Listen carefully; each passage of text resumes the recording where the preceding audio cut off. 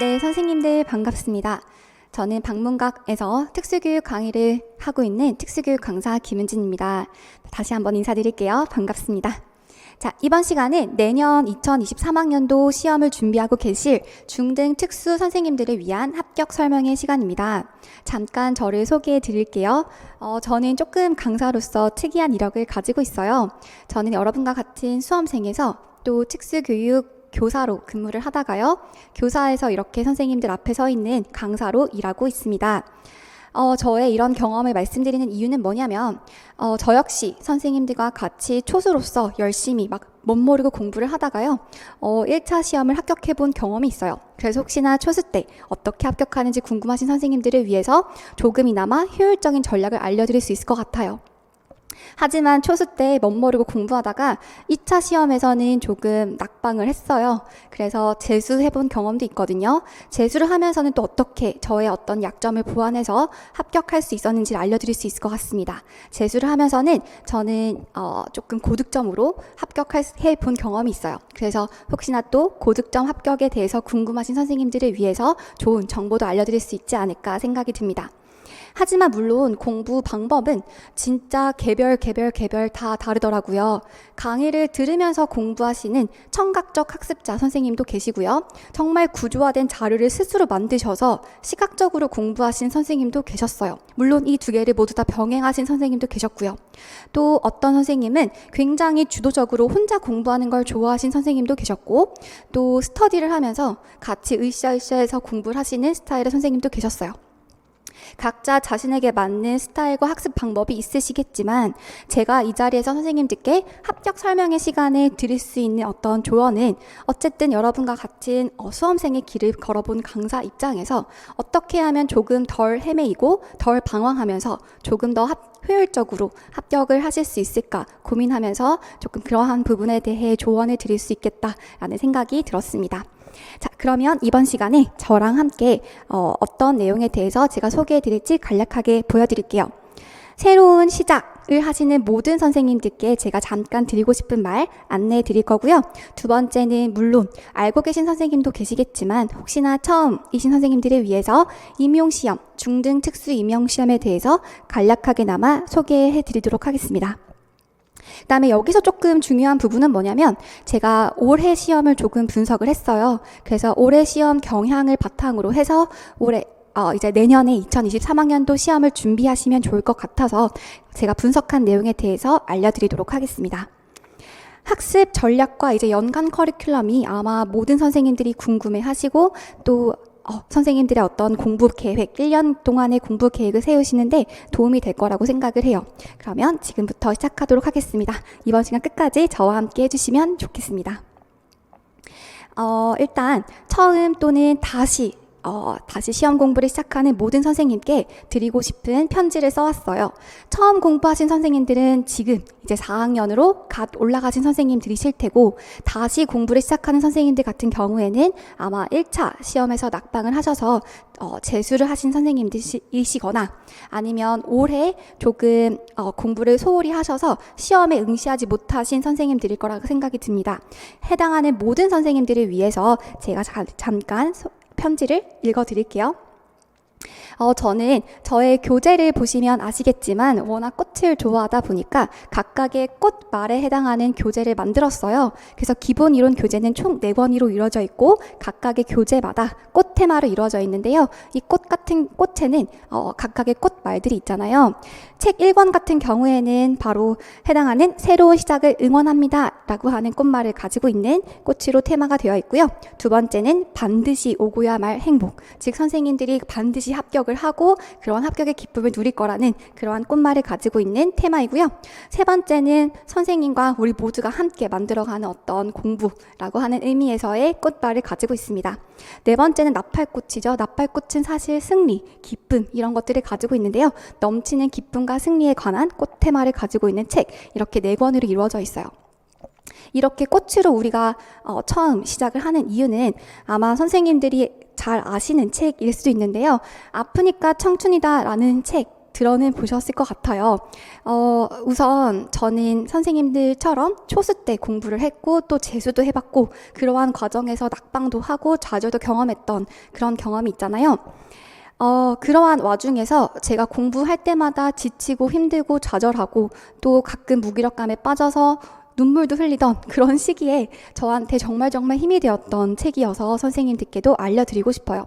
문득 힘들 때 그때 들어봤던 책을 떠올려 주시면 정말 좋을 것 같습니다. 한번 읽어드릴게요. 그대 좌절했는가? 주변의 친구들은 모두 다 나보다 앞서가는 것 같고 합격도 했고 나만 여기 남아있는 것 같은 그러한 무기력감에 빠진 그런 시간들인가? 라고 하면서 잊지 말아라. 그대라는 꽃이 피는 계절이 따로 있었던 거예요. 그래서 아직 그때가 되지 않았을 뿐 너도 언젠가는 반드시 꽃이 필 거다라고 하는 그 말이 뭔가 무기력감에 빠져 있었던 저에게 너무너무 힘이 되는 말이더라고요. 그래, 맞아.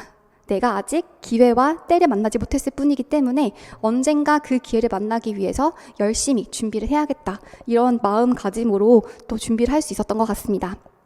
그래서 그대 언젠가는 꽃을 피우리라. 다소 늦더라도 그대의 계절이 오면은 어느 꽃 못지않게 특수교사로서 현장에 가서 누구보다 행복하게 학교 생활을 하면서 아이들과 그런 교육을 할 수 있는 그런 시기가 반드시 올 거라는 거 선생님 다 알고 계시잖아요.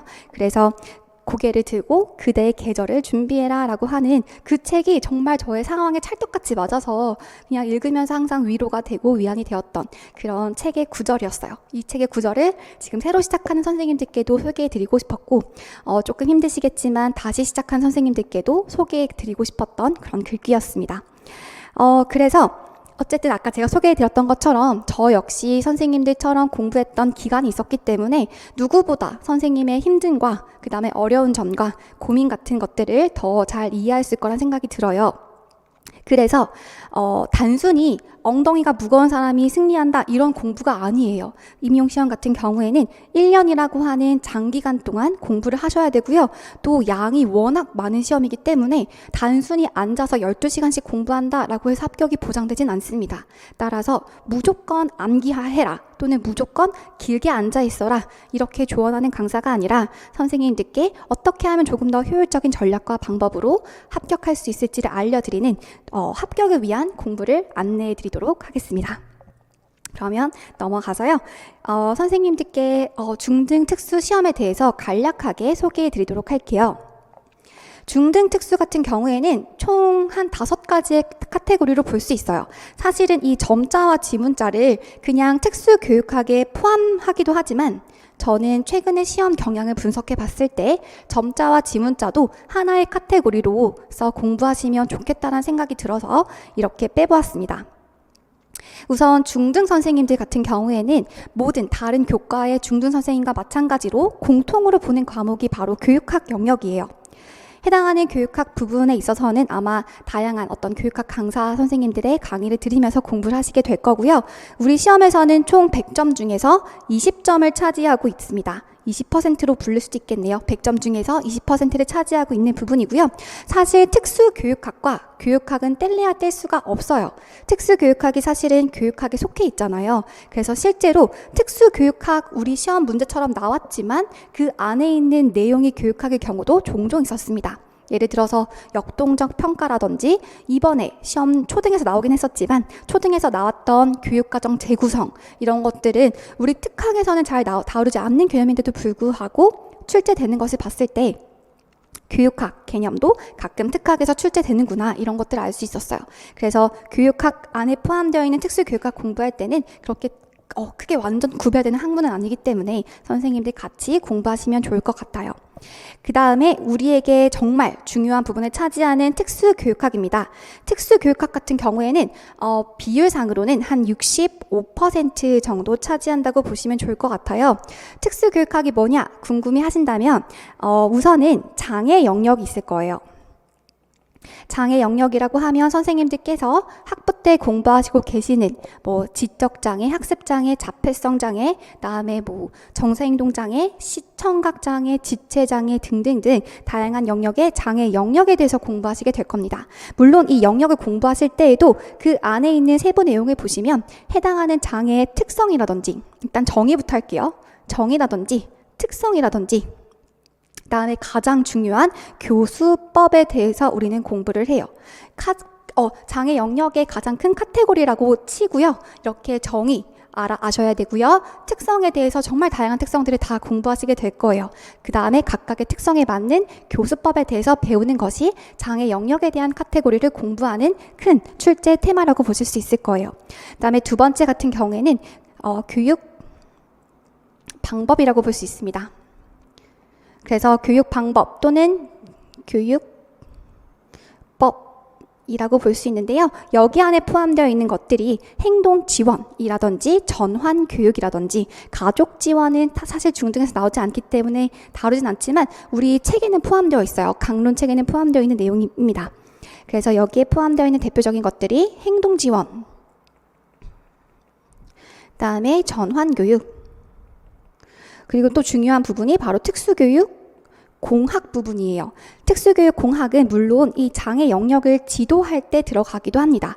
예를 들어서 청각장애를 지도할 때 필요한 보청기, 인공와우 이런 것들을 여기 장애 영역에서 공부하기도 하지만 특수교육 공학 부분에서 따로 빼어서 조금 더 자세하게 보일 수도 있어요.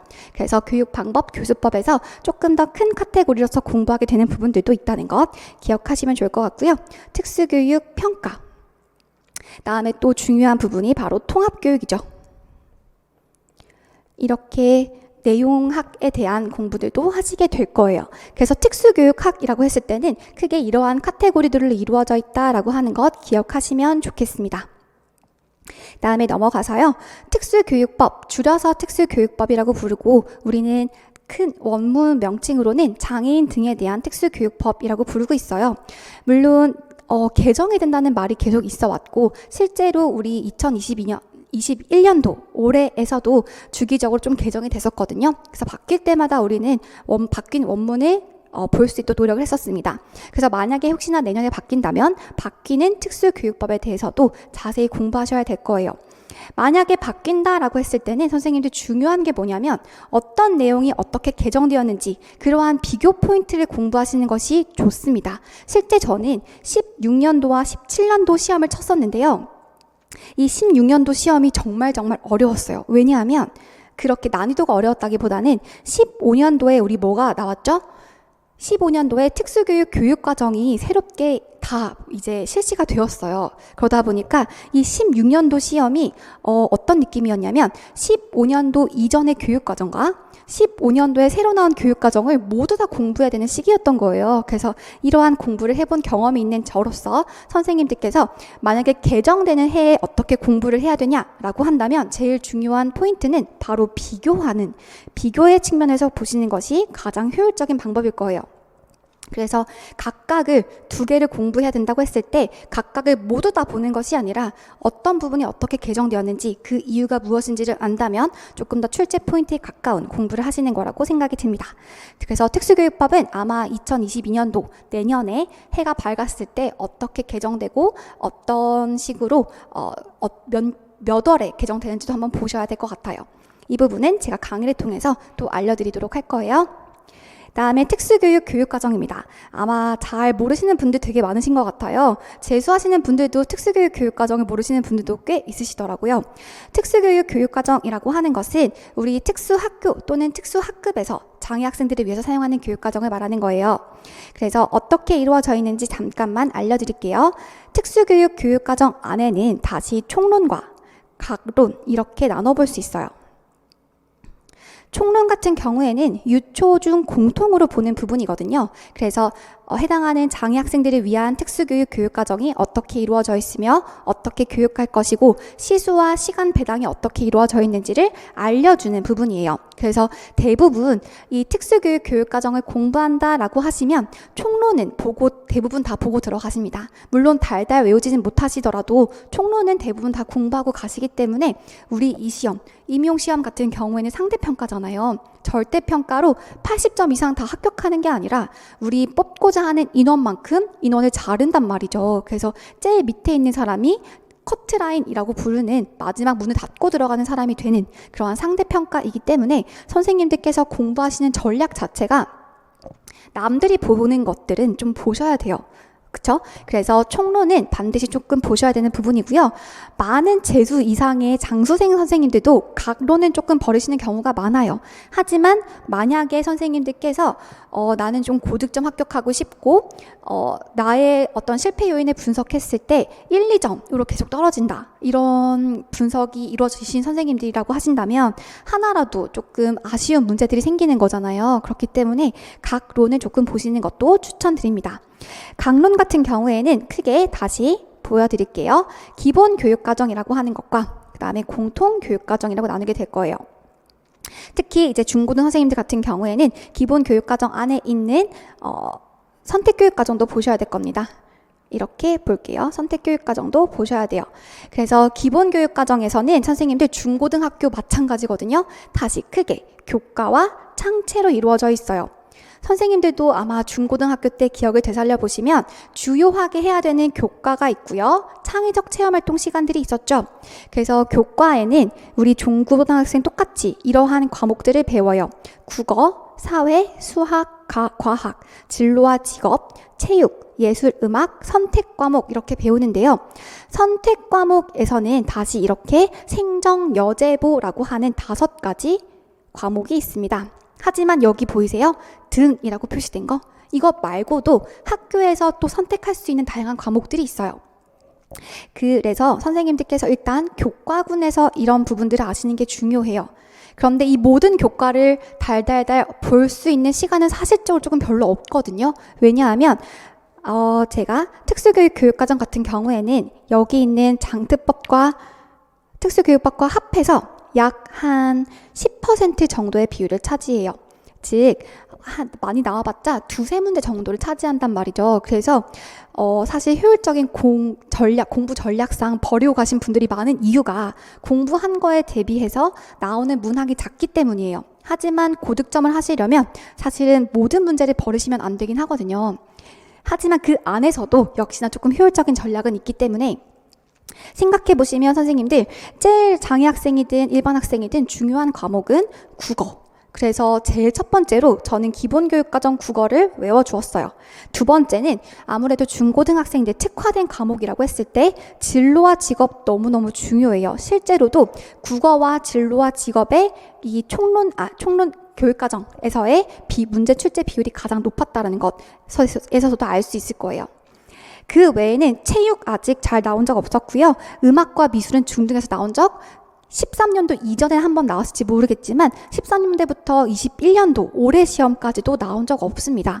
여기에서도 선생님들 조금 우선순위를 정해 두시고 보시는 전략들이 필요해요. 수학 한번 나온 적 있었고요. 과학도 나온 적 있었고요. 과학 전에 사회를 먼저 표시할게요. 과학도 나온 적 있었어요. 그래서 이런 순서로 조금 매겨서 공부하신 전략이 필요합니다. 국어 같은 경우에는 기본교육과정 국어는 정말 달달달 외워주었고요. 진로와 직업 같은 경우에도 빈칸을 뚫어가지고 눈에 익을 만큼 봐주었어요. 이렇게 조금 나올 법한 중요한 과목 같은 경우에는 봐주시는 거 중요해요. 선택교과 같은 경우에는 올해 시험에서 여기 있는 정보통신 활용 명칭을 쓰는 게 나왔었고요. 심지어 작년 2차 문제에서는 보건교과를 선생님들께서 수업 실현하도록 나왔습니다. 그래서 선생님들께서 일단 해당하는 교육과정, 특수교육 교육과정의 체계를 아시고 여기에서 중요한 것이 뭘지 학교 현장을 반영해서 제가 매년 연구를 통해 선생님들께 알려드려요. 그런 부분에 대해서 우선순위를 정해두고 공부하시면 됩니다. 너무 걱정하지 않으셔도 돼요.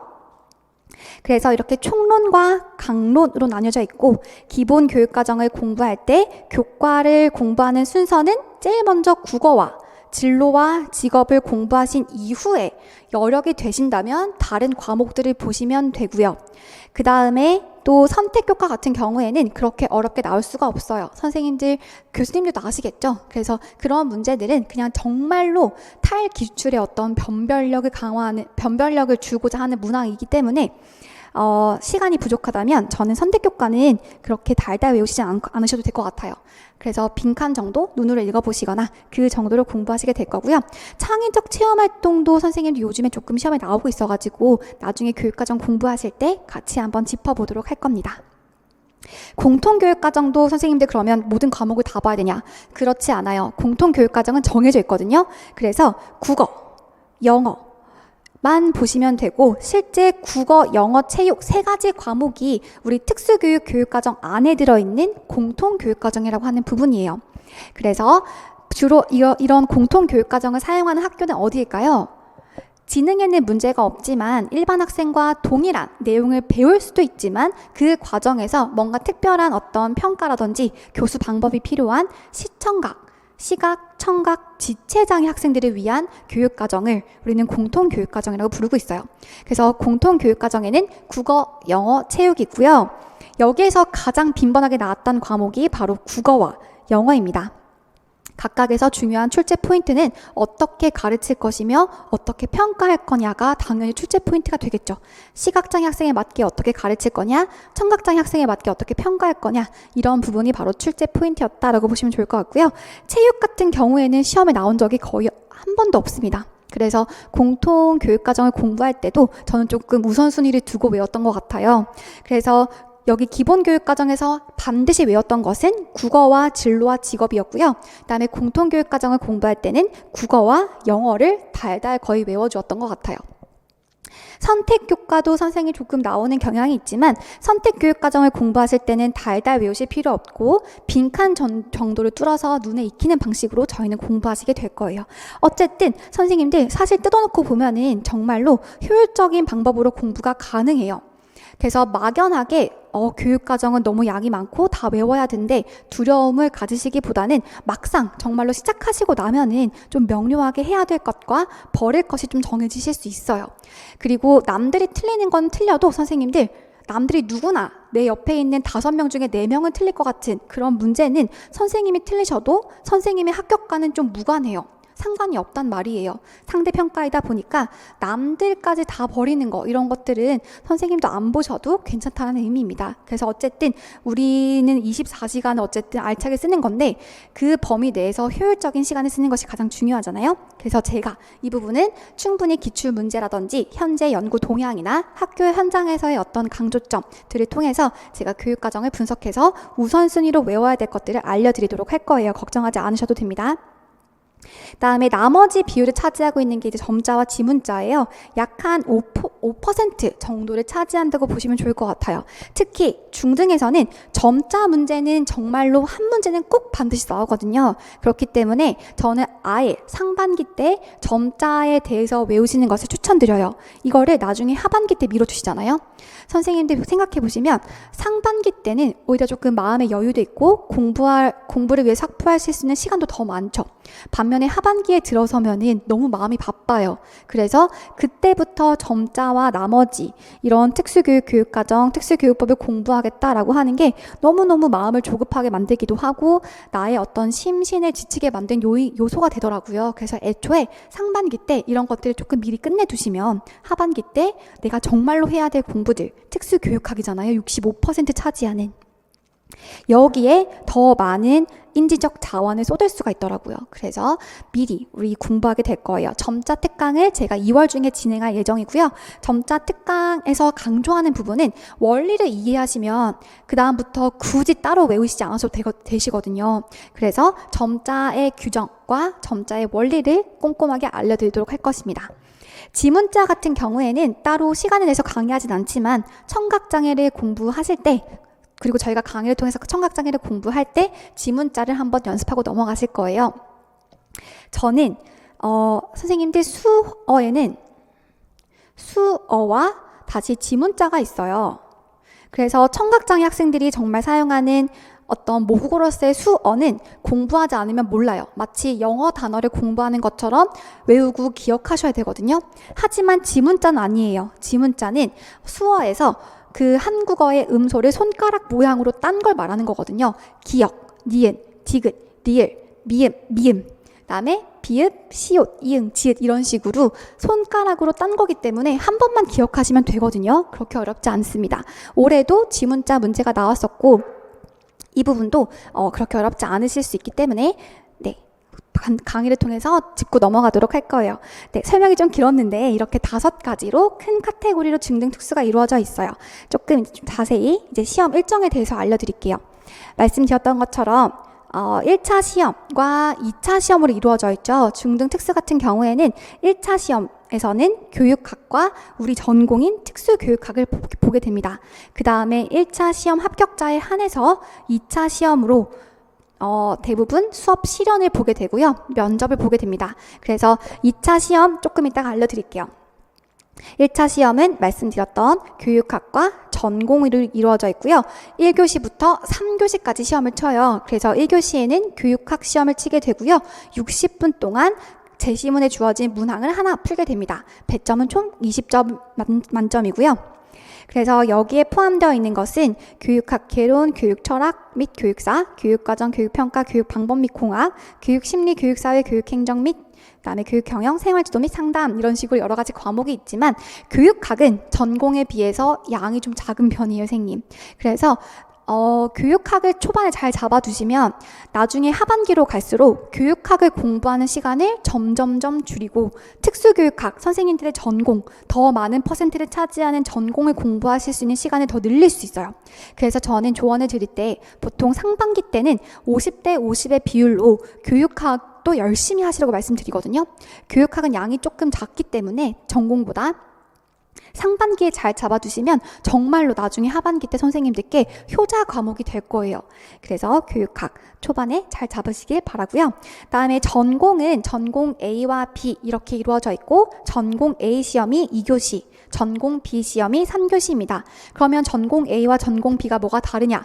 크게 다르지 않아요. 그냥 전공 A에서 총 12문제, 전공 B에서 11문제가 무작위로 나오게 됩니다. 우리 장애 영역과 아까 보셨던 교육 방법, 교수법 같은 것들이 무작위로 나오게 돼요. 그래서 여기서 문항의 어떤 형식을 보시면 이거는 재작년부터 바뀌기 시작해서 올해도 동일하게 나왔습니다. 기입형과 서술형 문항이 주어지게 되고요. 기입형은 총 전공 A에서는 4문항이 나와서 총 2점이거든요. 한 문제당 2점이기 때문에 8점의 비중을 가지고 있고 서술형 문항 같은 경우에는 무조건 4점이에요. 그래서 4 곱하기 8 이렇게 32점. 전공 A에서는 총 만점이 40점이에요. 그다음에 전공 B에서는 기입형 문항은 무조건 2점이기 때문에 두 문항이 나왔을 때는 4점이 될 거고요. 서술형 문항은 무조건 배점이 4점이에요. 그래서 36점이 되어서 11문제이지만 똑같이 40점 배점을 가지고 있습니다.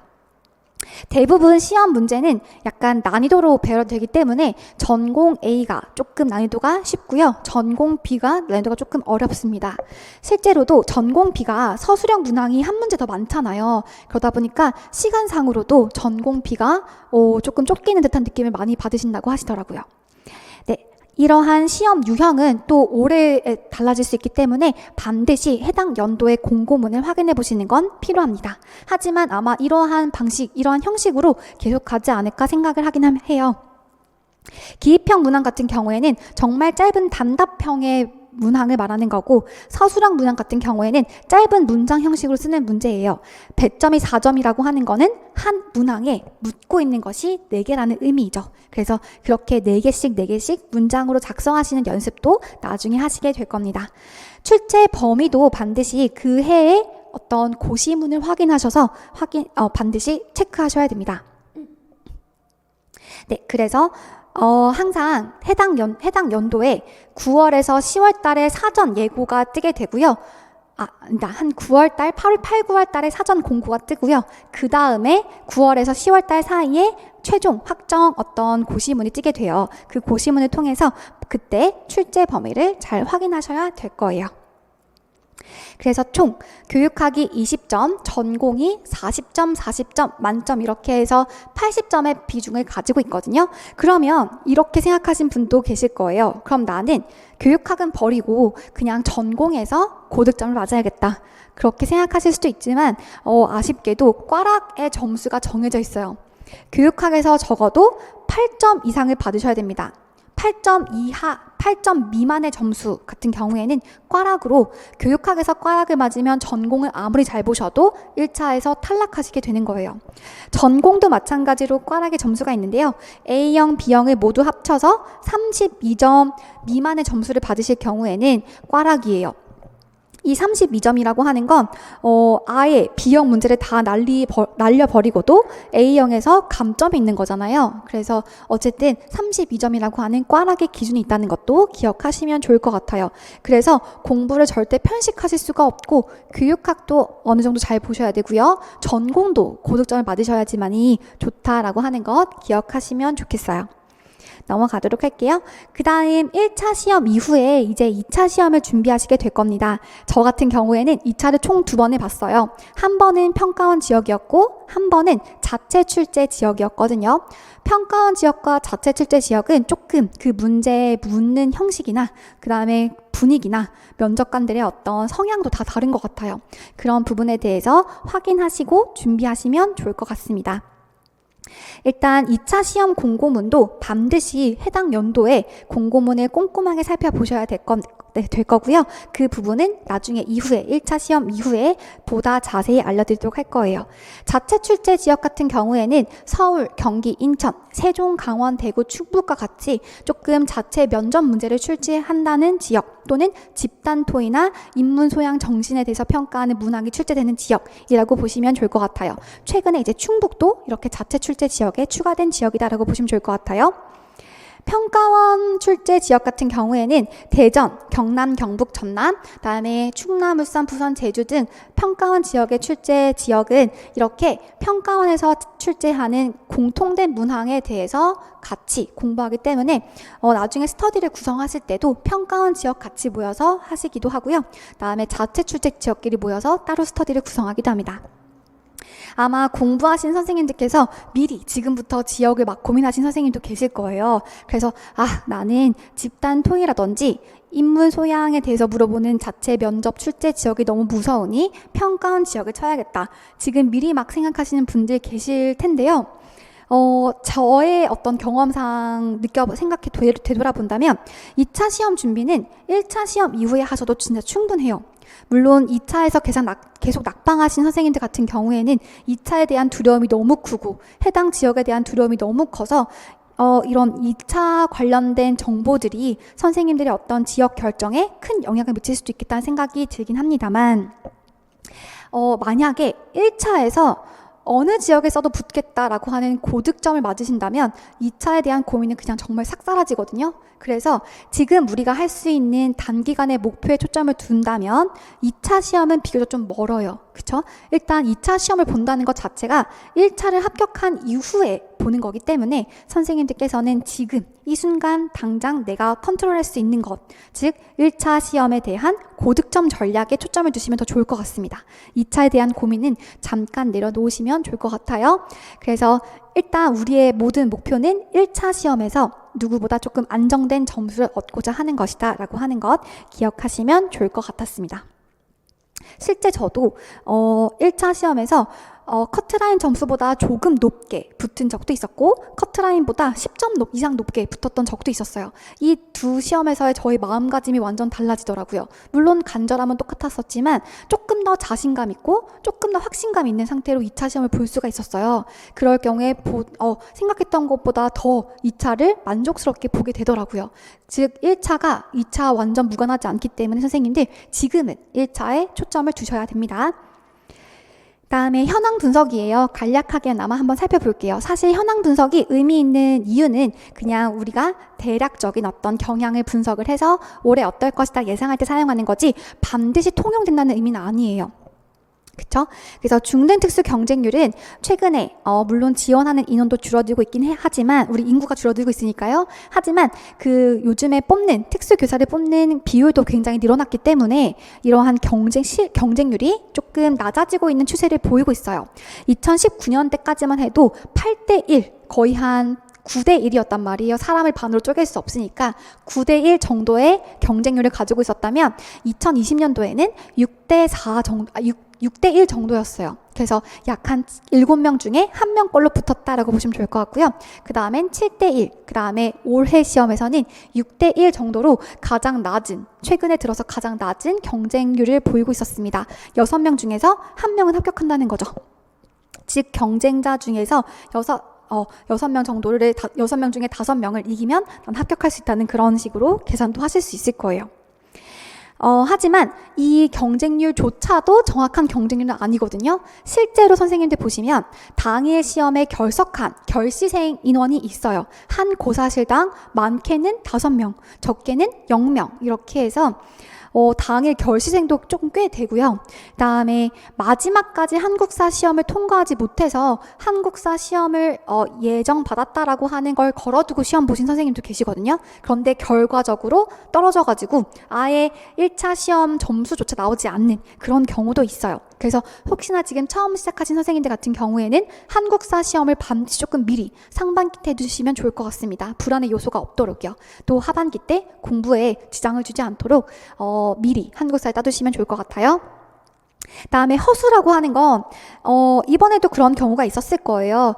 올해는 조금 공부는 안 했지만 시험장 분위기를 한번 보러 가야지 라고 지원하신 선생님들을 저는 허수라고 불러요. 그래서 실제 공부를 한 사람과 의 경쟁률엔 포함되지 않는 사람들이 이렇게 크게 3가지 카테고리가 있고 다양한 이유로 이러한 경쟁률에서 배제되는 사람들이 있기 때문에 6대 1인 것보다 훨씬 더 작은 경쟁률로 실제 경쟁하시게 될 거예요. 자신감이 좀 생기실까요? 네, 그래서 적혀있는 경쟁률이 다가 아니기 때문에 너무 두려워하실 필요 없고요. 내가 쓴 지역이, 내가 응시한 지역이 경쟁률이 높다라고 해서 그게 실 경쟁률인 것처럼 생각하실 필요 절대 없어요. 해당하는 연도와 해당하는 지역마다 그 연도별로 좀 상이하긴 하지만 이 해에 이런 허수가 많이 지원하기도 하고요. 또는 이 해에 한국사 떨어진 사람도 더 많을 수도 있어요. 그래서 어쨌든 표시되는 경쟁률보다 더 낮을 수도 있다는 점 기억하시면 좋겠습니다. 다음에 합격선에 대해서 잠시만 같이 보실게요. 총 3개년 정도를 분석했어요. 제가 지금 합격 설명회를 하는 지금 이 시점은 22년도 1차 시험 성적이 발표되지 않았기 때문에 분석 데이터는 없지만 최근에 3개년 정도의 시험 경향을 분석해 보도록 하겠습니다. 2019년에 1차 커트라인 점수 있죠. 1차 커트라인이라고 하는 건 선생님들 이거는 평균이 아니에요. 해당하는 시험을 우리는 1.5배수로 뽑잖아요. 1.5배수. 예를 들어서 60명을 뽑을 때 최종 1차 합격자는 1.5배수인 90명까지를 뽑는다는 거예요. 그쵸? 그래서 1차 커트라인은 마지막 90등, 제일 꼴등의 점수, 즉 문을 닫고 들어간 사람의 점수가 표시되는 겁니다. 그것이 전체와 지역별로 나오게 될 텐데요. 여기 있는 이 1차 커트라인 점수, 이거는 지역별이 아니라 지역을 전부 다 합산해서 평균하는 점수예요. 그래서 총 봤더니 1차 커트라인이 54.67이었던 거예요. 자, 한번 분석해 볼게요, 선생님. 보시면 우리 교육학이 총 몇 점이었죠? 20점 중에서 교육학에서 보통 특수를 응시한 사람들의 교육학 평균 점수가 다른 과목에 비해서 조금 낮다라고 해요. 그래서 14점, 좀 많이 줬을 때 15점 정도로 계산할 텐데 일단은 14점 정도로 볼게요. 특학의 비율을 좀 높이고 싶어가지고요. 그래서 교육학을 평균적으로 14점 받았다고 생각했을 때 지금 19년도에는 마지막 문 닫고 들어간 사람이 특학 점수가 몇 점이에요? 40점이에요, 선생님. 즉 A와 B형에서 우리 아까 시험이 2개가 있었잖아요. A형에서 40점 중에 20점을 맞고 B형에서 40점 중에 20점을 맞으면 1차 합격하시는 점수였던 거예요. 아마 2019년도 기출문제 살펴보시면 나중에 분석해보시면 아시겠지만 조금 난이도가 있긴 했어요. 그래서 난이도가 어려운 해는 나만 어려운 게 아니라 우리 시험 치는 모든 수험생들에게 어렵다는 거거든요. 그래서 이때는 정말 반타작씩만 해도 1차는 합격했었고요. 물론 고득점자도 있겠죠. 해당하는 커트라인 점수는 마지막 문 닫고 들어간 사람의 점수이기 때문에 그 위에 무수히 많은 고득점자도 있을 거예요. 그쵸? 그리고 20년도도 보시면 교육학 평균 점수를 14점으로 잡을게요. 그렇게 했을 때 마지막에 문 닫고 들어간 사람의 특학 점수는 몇 점이죠? 53점인가요? 네, 53점이에요. 53점이라고 하는 것, 총 80점이라고 하는 특수교육학 100점 중에서 53점 정도를 맞으시면 이렇게 1차 합격이 가능했다라는 것 기억하시면 좋겠고요. 21년도 시험도 보실게요. 14점 평균에서 특학 점수는 약 한 51점 정도를 받으면 합격하시는 점수였습니다. 자, 그래서 생각해 보시면 선생님들 40점, 즉 반보다 10점 정도 더 맞추시면 1차 커트라인으로 합격하실 수 있어요. 근데 조금 안정권으로 가고 싶다라고 하면 보통은 80점 만점에 60에서 65점 정도 하시면 조금 안정권의 점수이고요. 고득점을 한다라고 하면 이제 한 70점 정도로 가시는 것 같아요. 그래서 우리의 목표는 사실은 문 닫고 들어가는 사람이 아니잖아요. 물론 시험장에서 실수를 해서 아쉽게 문을 닫을 수는 있겠지만 우리는 일단 1차를 공부하는 처음 시작에서의 목표는 고득점의 전략으로 가시면 좋을 것 같아요. 왜냐하면 선생님들 최근에 2차 시험의 변별력이 높아지고 있거든요. 이걸 어떻게 분석하실 수 있냐면요. 자, 보세요. 초록색 같은 경우에는 최종 합격 커트라인이에요. 제일 마지막에 2차 시험까지 보고 문 닫고 들어간 사람을 말해요. 1차에서도 교육학과 특학이 100점이었고 그 다음에 2차 시험도 100점이거든요. 총 200점 만점 중에서 1차와 2차를 합했더니 136점으로 합격했다라고 하는 의미예요. 200점 만점에 136점이거든요. 그러면 여기 있는 걸 보시면 제일 마지막에 문 닫고 들어간 사람과 마지막에 합격한 사람의 차이가 몇 점 정도 나고 있죠? 54를 빼보시면 약 2, 그 다음에 8, 82점이죠. 이때는 진짜 변별력이 높았어요. 그쵸? 해당하는 마지막 사람이 82점 이상만 받으면 합격을 했단 말이에요. 반면에 이 사람보다 더 높은 점수를 받았지만 2차에서 좀 점수를 잘못 받으면 이것이 바로 뒤집히는 2차의 변별력이 높았던 해입니다. 반면에 이렇게 20년도 시험 같은 경우에는 꼴찌로 합격한 사람이 이렇게 마지막 커트라인까지 가기 위해서 지금 몇 점이 필요할까요?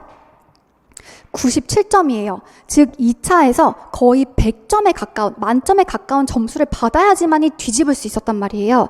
이렇게 1차와 2차의 커트라인의 점수가 차이가 클 경우 에는 뒤집기가 어려워요. 2차의 변별력이 거의 없었다는 거예요. 대부분 다 만점을 받았고 물론 못 본 사람은 떨어질 수도 있겠지만 이 차이가 너무 크다는 것은 뒤집을 가능성이 없다는 의미입니다. 마지막에 합격한 사람은 97점 이상을 받아야 합격하는 건데 이 97점 이상으로 98, 99, 100점까지 너무 점수 간에 융통성이 없잖아요. 그래서 이 해는 2차의 변별력이 없었다라고 보시는 해고요. 오히려 여기 있는 커트라인의 점수와 차이가 별로 없을수록 굉장히 합격의 그 당락이 되게 다변하다라고 보실 수 있습니다. 여기는 89점 정도이거든요. 즉, 이 사람이 89점 이상만 받았다면 합격하실 수 있는 거예요. 그 89점부터 100점까지 약 10점 정도의 점수 차가 있는 거잖아요. 그래서 마지막 사람이 이것보다 점수를 조금만 더 잘 받아도 완전 뒤집어 버린 거죠. 자기보다 앞에 있는 사람을 뒤집어 버린 점수예요. 이런 것을 우리는 2차 변별력이 높다라고 표현하게 됩니다. 반대로 옆에 있는 20년도 시험은 2차 변별력이 없다라고 표현하고요. 즉, 1차 점수가 2차에 그대로 영향을 미치는 것은 2차 변별력이 없어요. 그런데 1차 점수가 아무리 고득점이라도 이렇게 뒤집힐 가능성이 10점 이상 있는 거는 굉장히 2차 변별력이 있는 거죠. 그래서 최근의 추세는 사실은 지역청마다 조금 다르긴 하지만 2차 변별력을 좀 주는 추세예요. 그렇기 때문에 아무리 내가 커트라인을 합격하더라도 2차를 열심히 해서 뒤집을 수도 있고요. 그다음에 내가 조금 3, 4점 이상의 안정권의 점수라고 할지라도 뒤집힐 수도 있다는 거죠. 그래서 2차까지 우리는 열심히 해야 된다는 의미이고요. 중요한 것은 정말 이런 2차의 변별력이 커지면 커질수록 강조되는 것은 1차에서 약간 초격차라고 하죠. 고득점 전략이 필요해 보입니다. 2차는 조금 주관적인 영역이어가지고 네, 제가 어떻게, 내가 왜 떨어졌지? 내가 뭘 잘못했지? 내가 뭘 대답을 실수했을까?가 정확하지가 않은 거죠. 그런 주관적인 시험이 보다 2차에 더 많기 때문에 확실하게 나의 노력으로 나의 실수만 줄이면 할 수 있는 1차에서의 고득점이 필요한 상황입니다. 그 다음에 지역 선택은 정말로 그 해마다 다르기도 하고요. 그 다음에 그때 나의 어떤 준비된 상태마다 다르기도 하기 때문에 가장 중요한 것은 소신 지원이더라고요. 이거를 저는 재수하면서 진짜 많이 느꼈는데, 제가 만약에 초수만에 정말 바로 합격해버렸다 라고 한다면 저는 아마 이 자리에 서 있을 꿈도 꾸지 못했을 거예요. 그런데 재수를 하면서 공부를 조금 더 깊이 있게 했고, 그런 공부를 하는 과정에서 저는 이 특수교육학이 너무너무 재미있어서 합격하고 나면은 대학원에 가야겠다라고 생각을 했어요.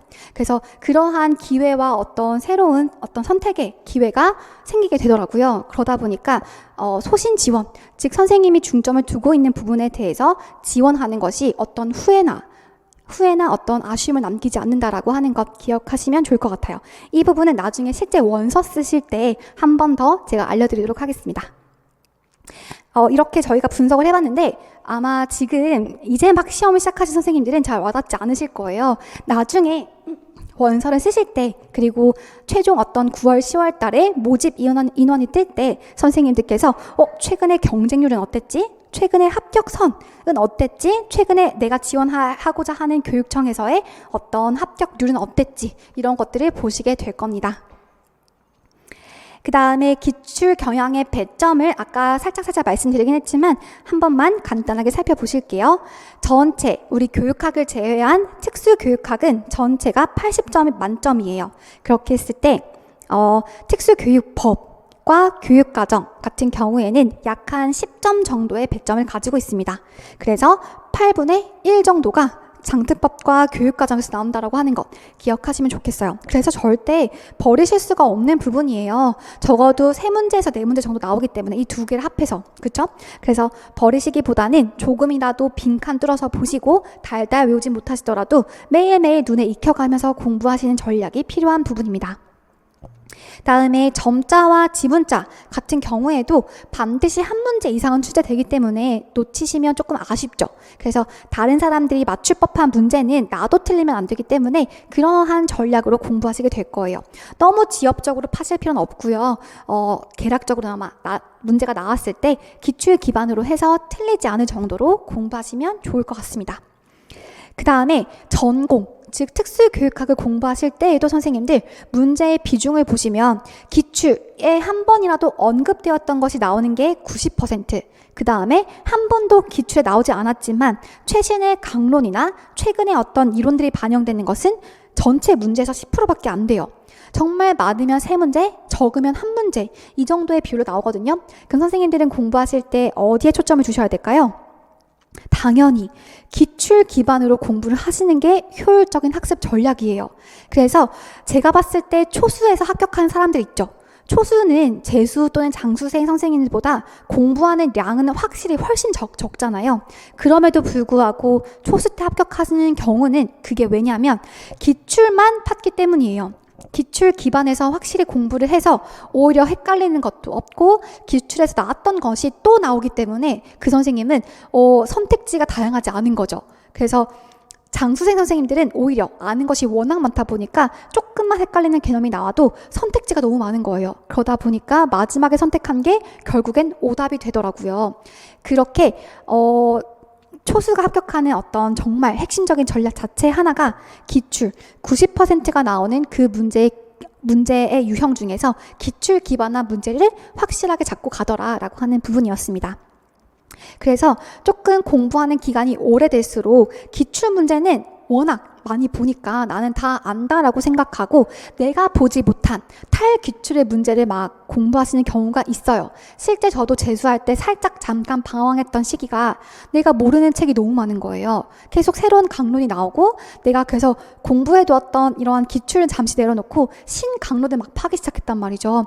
근데 그게 조금 잘못된 공부 방법이었던 것 같아요. 실제로 시험 마지막에 막 추가해서 봤던 신강론 문제가 한 문제도 나오지 않았어요. 그래서 선생님들께서는 일단 중요한 공부 전략 자체 하나가 기출 기반으로 보신다는 것 기억하시면 좋겠고, 탈기출의 문제는 조금 저는 강사가 채워주는 거라고 생각을 해요. 선생님께서 공부하실 때 새로 나오는 모든 강론을 다 공부하실 수는 없어요. 우리는 어쨌든 정해진 하루에 12시간 공부하면 진짜 많이 하시는 거거든요. 그래서 적어도 8시간 정도를 공부하신다라고 쳤을 때 8시간 내에 해야 될 게 너무 많죠, 선생님. 교육학도 해야 되고 특학도 해야 되고 장특법도 공부해야 되고 교육과정도 공부해야 되고 공부할 게 너무 많은데 그 시간 동안 또 강론을 공부한다? 조금 비현실적이에요. 그래서 이렇게 탈기출의 문제는 강사가 분석하고 또 논문도 찾아보고 특수교육 교육과정 문제도 찾아보고 이렇게 하면서 그렇게 찾아주는 게 좀 강사의 역량인 것 같아요. 선생님들이 하기 힘든 일을 좀 해주는 거. 이 10%의 문제는 아마 선생님들께서는 강사들의 어떤 모의고사나 문제풀이에서 기출 기반이 아닌 새로운 문제 한두 문제씩 채워가는 전략으로 공부하시는 것이 좋겠습니다. 하지만 그럼에도 불구하고 여기에서 막 이것만 추가하시면 절대 안 되겠죠. 절대 이 본질을 잊으시면 안 될 것 같아요. 네, 넘어가도록 할게요. 그래서 해당하는 여기 특학 전공 비중이 65점이라고 하는 것 기억하시면 좋겠습니다. 그래서 이 모든 걸 다 합해서 80점 만점의 특학 시험이 있는데 80점 만점 맞은 사람 본 적 없어요. 네, 그래서 선생님들께서는 전략 자체를 남들이 맞추는 거 나도 다 맞추고 남들이 실수하는 거 나는 좀 실수를 덜 하면서도 조금 남들이 보지 못했던 거 한두 문제 더 맞추면 고득점을 합격하세요. 정말이에요. 그래서 탈기출의 문제는 한두 문제 정도 맞추시면 너무너무 고득점 가시는 거고 남들이 실수할 법한 것들을 내가 실수를 줄이면 그게 바로 합격의 전략이더라고요. 그렇게 기억하시면 좋겠습니다. 밑에 있는 기출 경향 분석은 선생님들 제가 분석한 내용을 간단하게만 알려드릴 거고요. 보다 자세한 기출 분석 강의를 확인해 주시면 좋을 것 같아요. 2022학년도 유초중 기출문제 분석도 영상에 올라와 있을 테니까 한번 확인해 주시면 좋겠습니다. 올해 중등 시험 경향을 저는 크게 5가지로 요약할 수 있다고 생각을 했어요. 자, 보시면 해당하는 중등 시험 같은 경우에는 유초 시험에 비해서 2주 뒤에 실시된단 말이에요. 올해도 마찬가지였어요. 그래서 2주 뒤에 중등 시험이 있습니다. 그럼 선생님들께서는 사실 모든 중등 선생님 마찬가지시겠지만 2주 전에 나오는 이 유초 문제를 한번 분석하고 들어가세요. 그래서 올해 유아와 초등 특수에선 어떤 문제가 나왔는지 그 문제를 풀어보고 분석하고 그 앞뒤의 내용들을 체크하시면서 가십니다. 모든 선생님들이 거의 다 그러실 거예요. 그런데 그때 분석하는 게 너무너무 중요해요. 그 단순히 유초에서 나왔던 거를 맞고 틀리냐 그게 중요한 게 아니라 이러한 개념이 나왔고 이러한 개념이 몇 년도에 출제되었으며 그 앞뒤로의 내용에서 무엇이 최근에 나왔고 나오지 않았는지를 분석하셔가지고 중등에서 그걸 좀 좁혀서 보고 들어가신 전략이 필요하거든요. 실제 저희 수강생 선생님들과 그렇게 유초 문제를 완전히 파헤쳐서 분석을 하고 갔더니 이번에 아마 많은 선생님들께서 느끼신 바가 뭐였냐면 해당하는 2022년도 같은 연도에 출제되었던 유초 문제와 같은 카테고리에서 출제된 문제가 굉장히 많았다라고 느끼셨더라고요. 보시면 이게 중등 시험이에요. 올해 중등 시험이었고 이게 2주 전에 실시된 유초 시험 문제였습니다. 유아인 것 같아요. 유아에서 이러한 문제가 나왔어요. 언어 발달 과정에 근거해서 동호의 의사소통 수단은 무엇인지 쓰시오라는 문제에서 비구어적 또는 비언어라고 하거든요. 비언어적 의사소통이라고 쓰는 답이 나왔어요. 그래서 우리 중등 선생님들과 함께 해당하는 공부를 하면서 의사소통에는 크게 4가지 카테고리가 있더라. 언어적, 비언어적, 준언어적, 초언어가 있었는데 유아 문제에서 비언어가 나왔어요. 몸짓, 자세, 눈짓, 표정 이런 것들로 의사소통하는 게 나왔으니 우리는 앞뒤로 이 카테고리를 잘 보고 들어갑시다 라고 했는데 실제 중등에서는 뭐가 나왔었냐면 표정, 몸짓 이거 뭐예요? 우리 유아에 나왔던 부분인 거죠. 비언어 의사소통이 나왔었고요. 그 다음 물어봤던 문제가 뭐였냐면 준언어적 요소에 예시를 쓰시오라고 하는 문제가 나온 거죠. 즉 같은 카테고리 내에서 중등에서는 여기를 물어봤고 유아에서는 여기를 물어본 거예요. 그래서 중등 선생님들은 반드시 해당 연도 2주 전에 실시되는 유초 기출 문제를 완전히 분석하고 들어가시고 해당하는 카테고리를 잘 점검하셔가지고 들어가셔야 될 겁니다. 그게 한 가지였고 이 문제뿐만 아니라 정말 많은 문제들이 같은 카테고리에서 출제되었어요. 다음에 두 번째 문제 보실게요. 유초 기출문제 내용이 출제되었다라고 하는 부분은 뭐였냐면 당해 연도 유초 문제가 아니라 실제 이때까지 쌓여온 2013년부터 2021년도 기출문제에서 유아와 초등에서는 빈출되었지만 중등에서는 아직 나오지 않았던 개념들이 꽤 있어요. 대표적으로 적대적 반항장애와 품행장애 문제 중등에서 잘 안 나왔거든요. 항상 유아와 초등에서만 나왔었어요. 비교하는 것들이. 그 다음에 집단 강화도 기출문제를 분석해 보시면 유초에서만 나왔지 중등에서 물어본 적이 없었어요. 이때까지. 그리고 3차 예방과 관련해서도 예방적 지원의 단계와 관련해서도 초등에서 딱 한 번 나왔지 중등에서 한 번도 나오지 않았었거든요. 지명도 측정법도 마찬가지예요. 선택형일 때는 중등에서 나온 적이 있었지만 서답형 시험으로 바뀐 2013년부터 최근 시험까지는 초등에서만 나왔지 중등에서 나온 적이 없었던 카테고리였어요. 하지만 이런 부분이 올해 중등 시험에서 대거 반영되었더라고요. 그래서 여기서 가져가실 부분은 앞으로 우리가 상반기 때 하는 영역별 기출 분석에서는 중등 선생님들 특히 유아와 초등에 빈출되는 그러한 카테고리들을 잘 가져가셔야겠다라고 하는 생각이 들었습니다. 여기 보시면 적대적 반항장애와 품행장애 나왔죠. 품행장애 또나 진단 기준 쓰시는 거 항상 유아와 초등에서 나왔었는데 중등에서 나왔고요. 그 다음 여기 사실 여기 있잖아요.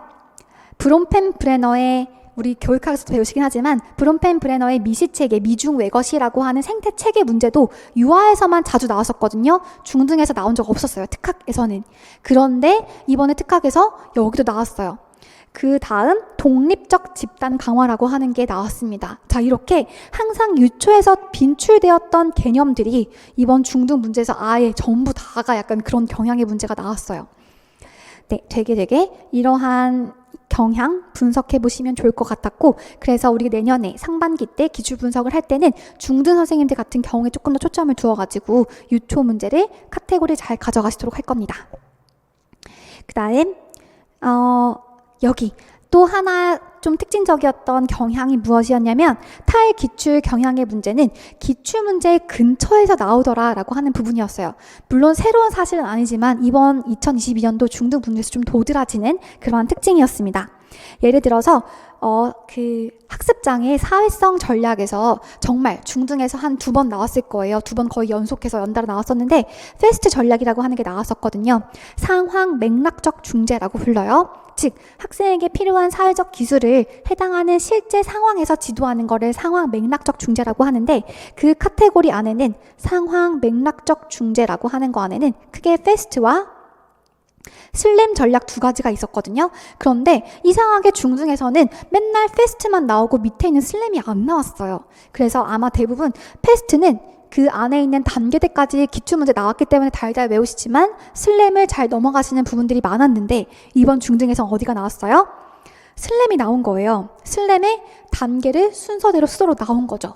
그래서 이렇게 탈기출이라고 표현하게 될 거예요. 왜냐하면 기출문제에서 아직 한 번 나온 적이 없었기 때문에 슬램도 저는 탈기출로 분류하긴 했어요. 그래서 탈기출 경영의 문제도 나올 수 있죠. 그럼에도 불구하고 근거가 기출문제 바로 밑에 있는 이러한 카테고리로 나오더라라고 하는 부분을 분석할 수 있었습니다. 그래서 나중에 선생님들께서 공부를 하시다 보면은 나올 법한 것들이 눈에 보인다 이렇게 말씀하신 선생님들 계시잖아요. 그 이유가 이렇게 구조와 틀로 공부하시다 보면은 빠진 내용들이 보여요. 왜 이렇게 상황 맥락적 중재 안에는 두 가지가 있는데 왜 맨날 패스트만 나오고 슬램은 안 나오지? 이게 도대체 뭘까? 궁금증을 가지고 찾아보신 선생님들은 이걸 잘 쓰시겠죠? 자, 그런 식으로 공부하시는 전략들 하나씩 채워가시면 돼요. 네, 넘어가도록 할게요. 네, 오케이, 넘어가도록 하겠습니다. 그 다음 또 다른 경향 중에 하나가 3년 연속해서 중등에서 지금 전환교육과 진로와 직업과 관련된 특수교육 교육과정 문제가 출제되고 있습니다. 이건 되게 중요한 시사점을 준다고 생각을 해요. 원래는 우리 교육과정 문제에서 한 번 국어 나오면 그 다음 해에는 국어가 아닌 다른 과목이 나올 것으로 예측을 하거든요. 그런데 그게 완전 깨져버린 거죠. 진로와 직업이라고 하는 중요한 카테고리가 지금 3년 연속 계속 나오고 있다는 것은 앞으로 중등 시험에서 중요한 진로와 직업은 반드시 조금 보고 들어가야겠다라고 하는 생각이 들었습니다. 그래서 여기가 지금 올해 시험 문제 2022년도, 2021년도, 2020학년도 시험 문제인데요. 자, 보시면 마찬가지로 직업과 자립과 관련된 내용이 나와 있어요. 그쵸? 그 다음에 2021년도에도 마찬가지로 전환교육이라든지 다음에 진로와 직업과 관련된 내용이 나와 있었습니다. 마찬가지로 올해 시험에서도 정보통신 활용, 사무지원 등등등 진로, 직업과 관련된 교육과정 내용과 그 다음에 전환교육에 해당하는 개별 배치 모델이 나와 있었어요. 그래서 중등 선생님들 같은 경우에는 이제 내년 시험을 준비하신 선생님들 반드시 우리 특수교육 교육과정을 공부하실 때 진로와 직업 과목 좀 천천히 세부적으로 다 뜯어보실 거고요. 전환교육도 양이 얼마 안 되기 때문에 우리 정말 열심히 꼼꼼하게 보도록 할 겁니다. 다섯 번째 경향이라고 봤을 때는 특수교육공학과 AAC 문제, 저는 이거를 그냥 같은 카테고리로 묶기도 해요. 특수교육공학과 AAC, 보안, 대체, 의사소통 문제 난이도가 조금 높다라고 하는 것. 즉, 이런 문제를 맞출수록 좀 변별력을 가지게 되겠죠. 그래서 대부분 조금 공부를 덜 했거나 좀, 약하신 분들에 비해서 이러한 부분의 강점을 가지고 가시게 되면 고득점으로 맞을 수 있겠다라는 생각이 들었어요. 마찬가지로 2022년도, 2021년도, 그다음에 2020학년도 시험 문제를 다 붙여왔는데 무조건 한 문제 나오거든요. 특수교육공학과 AAC 같은 경우에도 한 문제 이상이 나와요. 그래서 이 부분 카테고리를 잘 공부해 두시면 정말 좋은 점수를 가지고 가실 수 있을 거예요. 점점점 난이도가 조금 있게 출제된다는 경향을 분석할 수가 있었기 때문에 5가지, 우리 처음 뭐였죠? 당해년도 유초 기출 분석을 반드시 하고 가자. 그걸 완전 세세하게 뜯어보고 카테고리 외우고 그 해당하는 개념까지 다 공부해서 가시는 전략이 필요하죠. 2주 전에 나오기 때문에 2주 동안에 충분히 복습하고 기억하고 암기해서 가실 수 있을 거예요.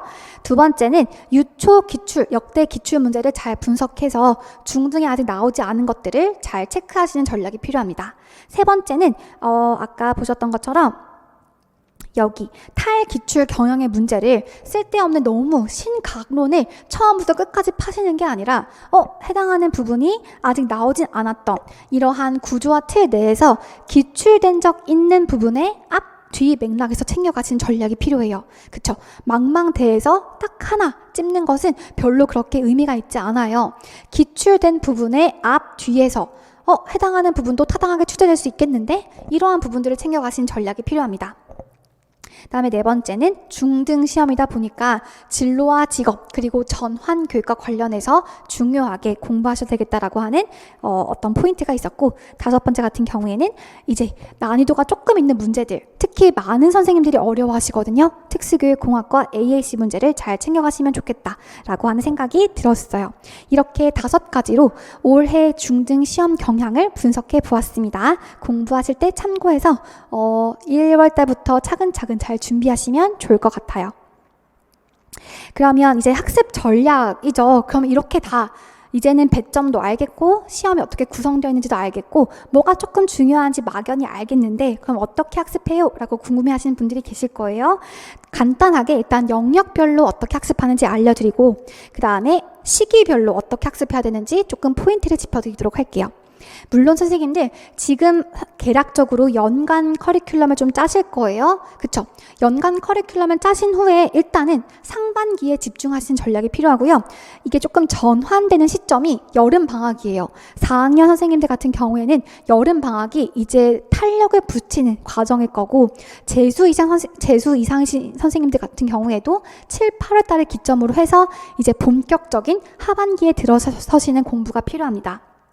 그래서 7, 8월 방학을 기점으로 해서 상반기와 하반기로 나눌 수 있고 지금 이 연간에 대한 합격 전략 설명에는 상반기에 조금 더 초점을 두어서 강의를 하고요. 나중에 7, 8월쯤에 제가 한 번 더 하반기 학습 전략이라고 해서 소개를 해드리도록 할 거예요. 자, 일단은 영역별로 어떻게 학습해야 되는지 알려드리도록 할게요. 특수교육학 같은 경우에는 선생님들 무조건 일단 기본 이해를 바탕으로 하시는 것이 좋습니다. 요즘에는 단순 암기의 문제보다는 이해를 바탕으로 한 어떤 전략이 필요해요. 그래서 지금 1월부터 공부하실 때에는 해당하는 이론의 어떤 개념과 목적과 정확한 워딩으로 공부하시는 전략이 필요하고요. 다음에 특수교육학은 궁극적으로 가장 중요한 것은 구조화 틀에 넣어두는 거예요.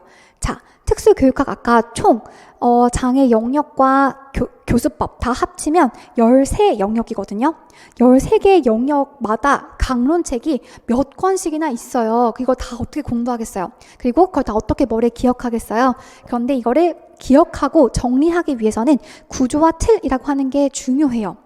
이게 바로 효율적인 학습 전략인데 선생님들 두서없이 막 외워진 기억들은 금방 사라져 버리거든요. 하지만 서랍장에 마치 차곡차곡 정리하는 것과 같은 기억법인 거잖아요. 구조와 틀이라고 하는 건 마인드맵을 그려서 각각의 개념마다 어떤 핵심 키워드를 머릿속에 기억해 두는 거예요. 큰 카테고리 안에 작은 카테고리 나누고 다시 한번 카테고리화해서 머릿속에 이렇게 딱 저장하는 형태를 우리는 구조와 틀이라고 부를 거거든요. 그래서 각각의 13개 영역마다의 구조와 틀을 정립하시는 공부가 중요합니다. 왜냐하면 특수교육학은 워낙 범위가 많고요. 그 다음에 그 폭과 깊이가 굉장히 깊은 학문이기 때문에 선생님들은 반드시 구조와 틀로서 해당하는 부분을 정리하고 암기하셔야 돼요. 이해를 하셨다면 반드시 구조와 틀로 만들고 그 다음에는 암기 이해 기반 암기를 하셔야 됩니다. 이해만 하면 되지 않냐라고 하시면 사실 합격은 하기 힘들어요. 학문을 좋아하실진 모르겠지만 이거는 시험이잖아요. 남들과 비교했을 때 키워드 있게 쓰는 사람이 합격하는 시험이란 말이죠. 그렇기 때문에 반드시 해당하는 걸 이해만 그치시면 안 되고 이해를 기반한 암기까지를 성실하게 해주셔야 돼요. 그래서 대부분 장수 이상의 선생님들은 진짜 이해는 다 잘하고 계시거든요. 뭔가 딱 말하면 그거 들어봤지. 나 그거 알고 있는데? 라고 하시지만 그거를 빠르게 인출하시거나 또는 이거를 꼼꼼하게 강론에 있는 워딩으로 정확하게 암기가 잘 안 돼 있는 경우가 많더라고요. 그래서 선생님들께서는 특수교육학을 공부하실 때 반드시 이해를 하셨다면 이해 기반 성실한 암기까지 뒷받침되어야 된다는 것 기억하시면 좋을 것 같아요.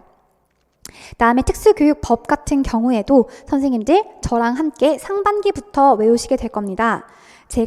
이거는 아마 모델링을 보여드릴게요. 제가 특수교육법은 정말 1조부터 38조 벌칙까지 완전 다 통문장으로 인출했었거든요. 물론 거기에서도 우선순위가 있긴 해요. 통문장으로 인출하는 방법에 대해서도 알려드리도록 할 거예요. 그래서 특수교육법 같은 경우에는 상반기부터 조금씩 나눠서 시작하시게 될 거고 아예 저는 특수교육법을 공부하는 시간을 정해놨었어요. 매일 눈 뜨자마자 하루에 저는 일과가 6시부터 시작됐었는데 공부할 때 6시부터 8시까지 특수교육법과 그 특수교육 교육과정을 공부하는 시간으로 지정해두고 매일 그 시간은 확보해서 꾸준히 공부했던 것 같아요. 어쨌든 이 부분도 암기의 싸움이기 때문에 반복이 중요하거든요. 금방 좀 몇 달만 손 놔도 다 까먹어 버리기 때문에 조금씩 외워가면서 꾸준한 공부가 필요한 영역이 바로 특수교육법과 교육과정이라고 할 수 있겠습니다. 교육과정도 마찬가지로 4월 달 들어가는 강의부터 조금씩 우리가 외우기 시작할 거예요. 하지만 아까 말씀드렸던 것처럼 특수교육 교육과정은 우선순위가 있었잖아요. 우선순위에 맞게 효율적으로 공부를 하도록 할 거고 총론 같은 경우에도 통문장으로 암기하실 수 있도록 도와드릴 거예요. 반면에 교육과정 각 론들, 즉 아까 교과와 관련된 거 있죠. 진로와 직업, 국어, 그 다음에 공통교육과정의 국어, 영어, 체육 이런 것들은 조금 빈칸으로도 공부하실 수 있도록 효과적인 암기 팁들을 알려드리도록 할 겁니다. 걱정하지 않으셔도 돼요. 해당하는 특수교육법과 교육과정 같은 경우에는 굳이 막 그렇게 특수교육학만큼 여기 있는 이론만큼 양이 많지도 않고요. 엄청 복잡해서 이해하기 어려운 부분도 없어요. 사실은 그냥 딱 한 번 이해하고 나면 전부 다 암기의 영역인 겁니다. 암기를 가르는 건 선생님들 누군가는 이렇게 말하더라고요. 머리가 좋아야 암기를 한다.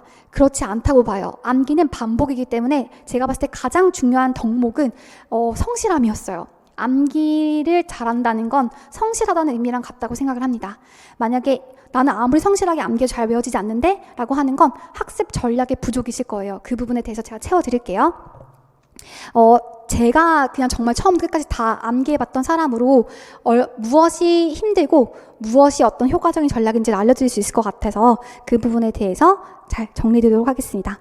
점자와 지문자도 마찬가지로 좀 상반기 때 끝내 두실 거예요. 그래서 점자는 2월 달에 특강으로 저희가 한번 그 원리를 이해하고 가실 거고, 지문자는 청각장애 공부를 할 때 그냥 바로 우리가 그 자리에서 바로 외워버리도록 할게요. 그래서 여기 있는 모든 특수교육학, 특수교육법, 특수교육과정, 점자와 지문자까지 상반기 때 한 번 다 훑는 것이 목적입니다. 그리고 나서 다음에 하반기 때 조금 더 보충하는 전략들, 그 다음에 하반기 때 조금 더 초점 두는 것은 답안 작성과 문제의 적용과 응용의 어떤 기술을 키워야 되거든요. 그래서 그러한 부분들에 대한 구체적인 전략은 이후에 이어지는 하반기 강의에서 조금 더 자세하게 알려드릴 거예요. 하반기 학습 전략 강의는 아마 한 6월 달쯤 촬영하지 않을까 생각을 합니다. 일단 시기별 학습 전략을 간략하게 알려드릴게요.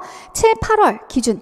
그래서 어떤 사람은 7월 달이 될 거고 어떤 사람은 8월 달이 될 텐데 7, 8월까지는 조금 융통성이 있어도 괜찮으세요. 그렇죠? 7, 8월은 한 달 정도의 차이가 있는 건데 그 한 달이라고 하는 시간은 아직까지 충분히 시간을 들이면 만회할 수 있는 시점이기 때문에 조금 늦은 선생님들은 8월 달부터, 조금 일찍 끝내신 선생님은 7월 달부터 이 중간에 어떤 분기점을 지나치게 될 겁니다.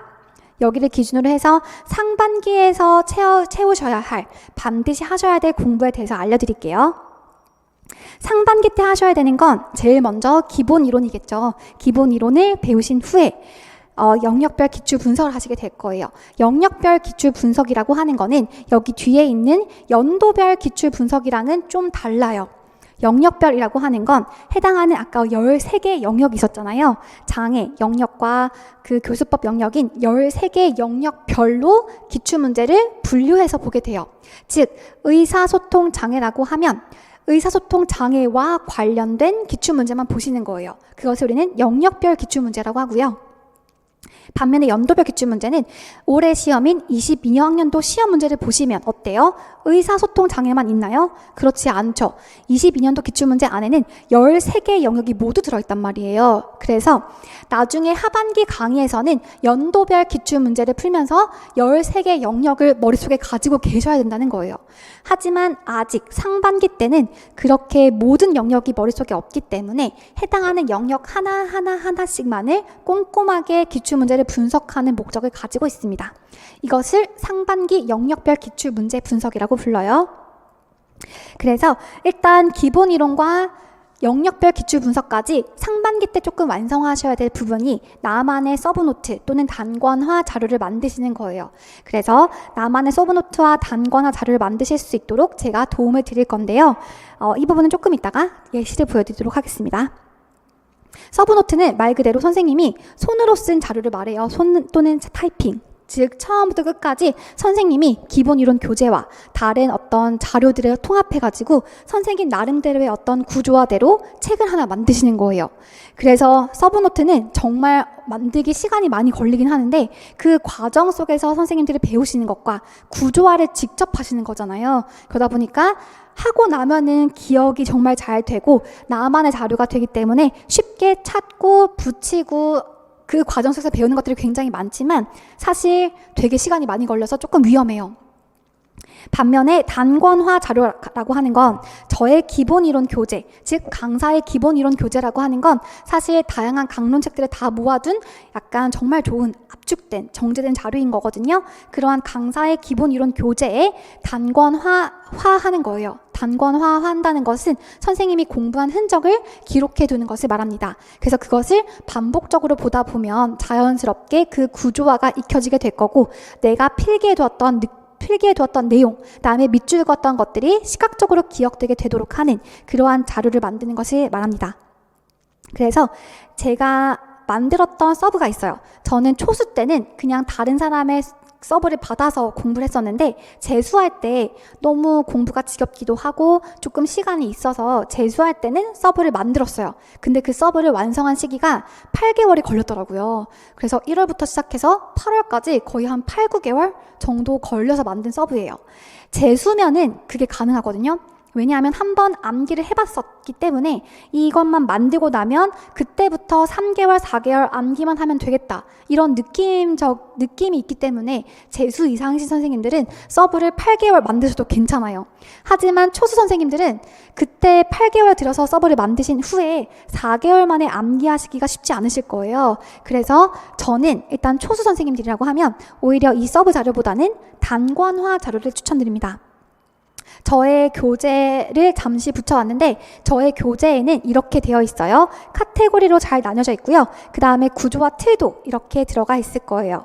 그 다음 여기서 기출문제가 표시되어 있습니다. 해당하는 연도에 기출문제가 표시된 문장과 해당하는 기출문제가 옆에 표시되어 있어서 이 기본이론 서만 보시더라도 기출문제를 빠짐없이 공부하실 수 있거든요. 아까 제가 제일 중요한 것은 기출문제를 기반으로 공부하시는 걸 말씀드렸잖아요. 그래서 기출문제가 나와 있는 기본이론서 또 그것이 표시되어 있다 보니까 선생님께서 보실 때 이렇게 하시는 거죠. 이 부분이 기출문제로 출제되었구나. 그러면 여기 앞뒤에 있는 거에서 중요한 거 한번 체크하고 그 다음에 문풀과 모의고사에서 나오는 다양한 어떤 부분들에 대해서 표시하시면서 나만의 자료로 만드시는 거예요. 나중에 이 페이지가 선생님 머릿속에 각인되어서 기억나시게 될 겁니다. 즉 나만의 자료라고 하는 건 다른 게 아니라 내가 반복적으로 봐서 나에게 익숙한 자료를 우리는 나만의 자료라고 부르는 거죠. 나만의 자료 없이 매번 새로운 자료를 보고 있다? 그건 조금 잘못된 방법이에요. 하지만 다른 사람의 서브를 받든 강사의 기본 이론서의 단권화를 하든 그것을 반복적으로 봐서 내 걸로 만드는 것이 나만의 자료가 되는 거예요. 그래서 효율적인 전략 얼마든지 다른 사람 거 써도 괜찮아요. 다만 그거를 그냥 보고 끝내면 안 되고 또 너무 여러 가지를 사용하면 안 되고 그거에 이제 내 거와 해서 만드는 과정이 필요한 거예요. 그렇게 생각하시면 좋을 것 같아요. 그걸 우리는 상반기 때 하셔야 됩니다. 그래서 나만의 서브노트와 단권화 자료를 상반기 한 6월 달에서 7월 달까지 만드시면 좋을 것 같고요. 이 모든 과정은 기본 이론과 기출 분석을 하면서 한두 번 정도 복습하면서 채우시게 될 거예요. 그 다음에 기본 이론에서 조금 더 강조점을 두는 것은 구조와 틀이죠. 우리가 뭔가를 정리를 하려면 그 카테고리가 머릿속에 있어야 돼요. 그래서 구조와 틀로서 뭔가를 외울 때 의사소통 장애는 이렇게 아샤 분류와 장특법 분류가 있는데 의사소통 장애라고 하는 건 크게 두 가지가 있어요. 말장애와 언어장애. 말장애 안에는 크게 네 가지. 다시 조음문문 장애와 유창성 장애와 음성 장애와 말운동 장애가 있고요. 언어장애 안에는 크게 실어증과 단순 언어 장애가 있습니다. 이러한 카테고리가 있으면 그 다음 말장애부터 공부할 때 제일 먼저 나오는 것이 좋은 문문 장애가 되는 거예요. 이런 식으로 선생님들께서 카테고리화하고 있다면 머릿속에 착착착착 정말 잘 정리가 되고 그런 뭔가를 꺼내 쓰거나 인출을 할 때도 별로 헷갈리지 않고 바로바로 빠르게 인출하실 수가 있거든요. 그래서 제일 먼저 다듬으셔야 되는 것이 바로 구조와 틀이에요. 구조와 틀 기반으로 해서 우리는 1월 때부터 잘 정리해 가시는 게 가장 중요하고요. 그 다음에 저의 교재에 보시면 아시겠지만 일단 제일 먼저의 우선순위가 기출 출제 여부입니다. 그 부분을 먼저 공부하셔야 돼요. 그래서 상반기의 전략은 기출 출제 여부를 선생님께서 판단하실 수 있을 만큼 보셔야 되고 거기에서 어떻게 나왔는지까지 아시면 너무너무 좋겠죠? 그 다음에 이해 기반의 공부, 즉 저의 설명이 머릿속에서 떠오를 만큼 강의를 들으면서 이해하시면 좋을 것 같습니다. 그 부분이 가장 중요한 상반기의 기본 이론 공부가 될 거고요. 그 다음에 영역별 기출 분석 같은 경우에도 기본 이론 베이스예요. 기본 이론에서 기출 문제가 어떻게 나왔는지를 한번 확인해 가시는 전략이거든요. 플러스 여기에선 조금 더 초점을 두는 것이 심화 강론입니다. 그래서 영역별 기출 분석을 하다 보면은 자주 나왔던 기출 문제가 있는 반면에 비교적 새롭게 출제되거나 잘 나오지 않았던 개념도 있거든요. 그러한 부분들을 채워 나가실 거예요. 자, 선생님들 서브노트나 단권화를 만드실 때 처음부터 완벽해지는 건 아무것도 없어요. 그래서 기본 이론에서 한번 밑줄 긋고 체크하고 그 다음에 붙여넣고 이런 작업을 한 후에 그 다음에 또 기출 분석을 하면서도 다시 처음부터 밑줄 긋고 체크하고 빠진 내용 적고 이렇게 한 번, 두 번, 다음에 세 번, 네 번 하면서 완성되게 되거든요. 저의 서브도 보시면 제일 먼저는 뭘 했냐면 여러 강사들의 기본 이론서와 그다음에 해당하는 영역의 각 론을 다 펼쳐놓고 옆에는 이론 내용을 썼어요. 그래서 수능 청력 검사의 주관적 수능 청력 검사 이렇게 이론 내용을 쫙 썼거든요. 표로 정리도 했고요. 그 다음에 기출 출제된 부분을 스티커로 잘 보이지는 않지만 표시도 하고 밑줄도 그어두었어요. 그 다음에 옆엔 기출 문제를 붙여놓은 겁니다. 잘 보이실지 모르겠어요. 기출 문제를 붙여놓고 해당하는 개념이 나왔던 거를 바로바로 확인할 수 있도록 이렇게 제가 서브를 만들었기 때문에 저의 교재를 구성할 때도 이런 방식으로 만들고 싶어서 구현하게 된 거예요. 이론이 있고 기출 문제가 바로 옆에 있고 그 기출 문제가 출제된 강론 그 표시 문장이 바로 저의 어떤 개념으로 바로 확인할 수 있도록 만든 것이 저의 교재거든요. 제가 서브를 이렇게 만들었던 경험을 토대로 삼아서 만들었고요. 그 다음에 딱 한 장을 펼쳤을 때 바로 옆에 있는 거는 비워두었어요. 그래서 여기는 이제 7, 8월 달 하반기 때 채울 수 있을 법한 내용으로 구성을 했습니다. 그래서 확장 및 예상이라고 하는 건 다른 어떤 문풀 강의라든지 아니면 모의고사에서 내가 틀린 거, 오답 노트, 그다음에 기출 분석에서 내가 자주 틀리는 어떤 부분들에 대해서 붙여두고 공부를 표시해놨어요. 그래서 이런 거 나올 수도 있겠는데 예상 문제 적어놓기도 하고요. 그 다음에 내가 잘 몰랐던 부분 확장도 해두기도 했던 페이지입니다. 그래서 수능 청력 검사는 딱 이 페이지만 봐도 어때요? 여기에는 기본적인 이론, 해당하는 부분이 어떻게 출제되었는지 기출, 그 다음에 7, 8월 또는 9, 11월 모의고사와 문제풀이에서 강사들이 강조하고 최근에 약간 예상 문제 나왔던 것들을 정리를 하게 되면 해당하는 개념을 딱 한눈에 보이더라고요. 그런 방식으로 서브를 만들었었어요. 그렇게 했을 때 한 이제 9월 달부터 제가 9월 달쯤에 끝났다 그랬잖아요. 그래서 9월 달부터 마지막 시험까지 한 3개월 정도를 거의 12시간씩 외웠던 기억이 나요. 그런데 이렇게 제가 만들고 나니까 제가 만들었던 서브라 그 구조화라든지 배치가 익숙해서 금방금방 외우기만 하면 되더라고요. 그런 방식으로 서브를 만들었습니다. 하지만 이 방식은 저는 초수 선생님들은 좀 추천하진 않아요. 시간이 너무 많이 걸려서 한 2년 정도 잡고 공부하신 선생님들이면 서브를 만드셔도 괜찮겠지만 그렇게 효율적인 방법은 절대 아닙니다. 그래서 오히려 기본 이론서에다가 단권화 하시는 것도 괜찮거든요. 기본 이론서는 진짜 빠지는 내용 없고 기출문제가 다 들어가 있고요. 기출문제 문장이 다 그어져 있기 때문에 그 부분을 정말 여러 번 반복해서 보시면서 필요한 것 추가해 가시면서 보시면 단권화 자료가 되시는 거예요. 여기도 마찬가지로 이 부분은 한눈에 기출이 진짜 많이 되었구나, 이 부분은 반드시 알아야겠구나, 페이지마다 한눈에 보이는 거죠. 그러면 여기 있는 표는 그냥 반드시 외워야 된다는 의미인 거예요. 이렇게 시각적으로 한눈에 보일 수 있도록 되어 있는 자료이기 때문에 굳이 서브노트를 시간에 걸려서 만드시지 않더라도 강사들의 기본 이론서도 충분히 단권화 자료로 활용할 수 있다는 것 기억하시고요. 혹시나 합격생의 서브노트도 괜찮나요? 질문하신다면 저는 괜찮다고 봐요. 다만 받으신 후에 그것을 선생님 것으로 만드셔야지만이 의미가 있다는 것 기억하시면 됩니다. 네, 그 다음에 기출 분석할 때도 마찬가지로 저는 매 강의마다 구조화 틀을 반복해요. 그래서 조금 선생님들이 외우시는 암기의 시간을 덜어드릴 수 있도록 저희 강의만 들어도 조금 외워지시는 것들이 있도록 반복해 드리고 있거든요. 그래서 그런 구조화 틀을 매일 반복해 드릴 거고요. 기출 분석이 정말 중요합니다. 앞으로 선생님들께서 공부하시는 모든 기반이 기출이 될 것이기 때문에 여기 있는 4, 6월 영역별 기출 분석을 통해서 기출되었던 것을 확실히 이해하고 가셔야 돼요. 그래서 상반기 공부가 잘 닦여 있으면 7, 8월부터 이어지는 하반기 공부는 진짜 탄력을 받으세요. 반면에 상반기가 잘 되어 있지 않으면 7, 8월 달에 너무너무 힘들어요. 하반기 공부가. 그래서 지금 처음 시작하시는 이 강의를 듣고 계신 선생님들께서는 상반기부터 이제 새로운 마음, 새로운 시작된 마음으로 선생님께서 잘 시작하시면 좋을 것 같습니다. 그래서 나중에 하반기 때 조금이라도 부담을 덜기 위해서 4, 6월부터는 이해 기반의 암기를 조금씩 시작하시면 좋을 것 같아요. 제가 정말 효과적인 두문자법, 제가 공부할 때 사용했던 어구들, 그런 것들 알려드리면서 정리해 드릴 거예요. 그 다음에 하반기 공부가 끝나고 나면 이제 정말 결승점에 도달한 건데 1차가 끝나고 나면 물론 2차 시험이 기다리고 있긴 하지만 그래도 1차가 끝나고 난 이후에 2차 시험은 다른 방법으로 공부하시면 돼요. 일단 1차는 무사히 끝내시는 걸로 목표를 해보자고요. 하반기 공부는 조금 달라집니다. 일단 문제풀이가 있어요.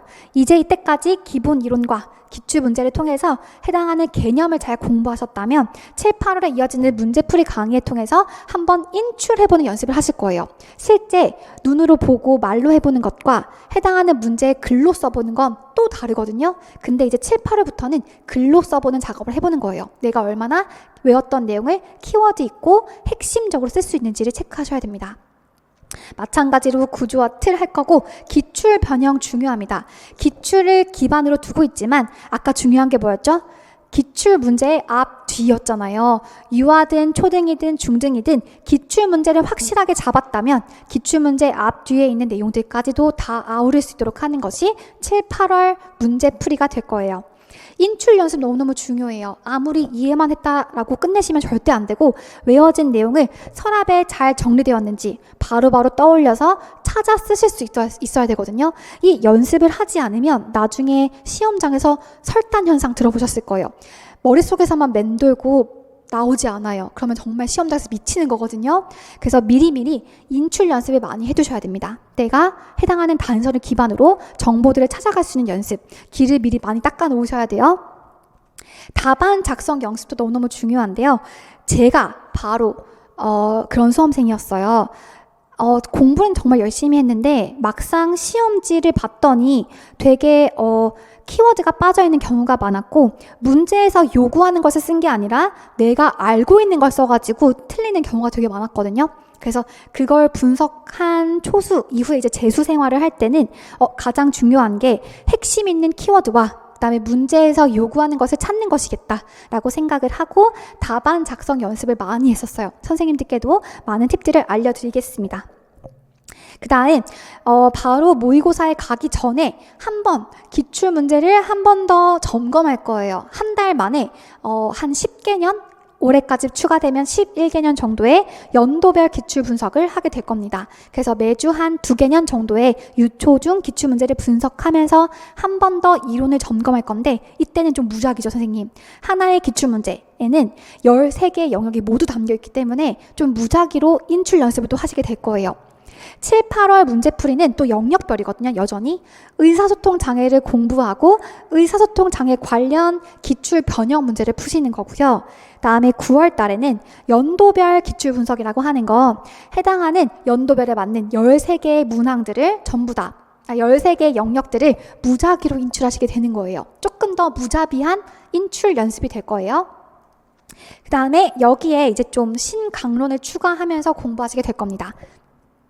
아마 당해 연도에 출간되는 신강론, 중요한 강론들이 있다면 해당하는 기출을 분석하면서 제가 조금씩 추가 확장해 드릴 거예요. 그러면 그걸 기반으로 해서 여기까지는 시험에 나오겠다 이런 걸 예상이 가능하기 때문에 그런 부분을 채워 나가시는 전략이 되고 이 모든 것들이 나중에 선생님 서브에 다 기록되어 되셔야 되는 거예요. 한 권의 책에 이런 옆에다가 신강론 추가된 내용들 붙여두시고 또 문풀에서 내가 틀렸던 내용 이렇게 표시해 두시고 붙여놓고 이렇게 하면 한 바닥이 마치 선생님이 1년 동안 공부한 내용이 눈에 한눈에 들어오시게 될 거예요.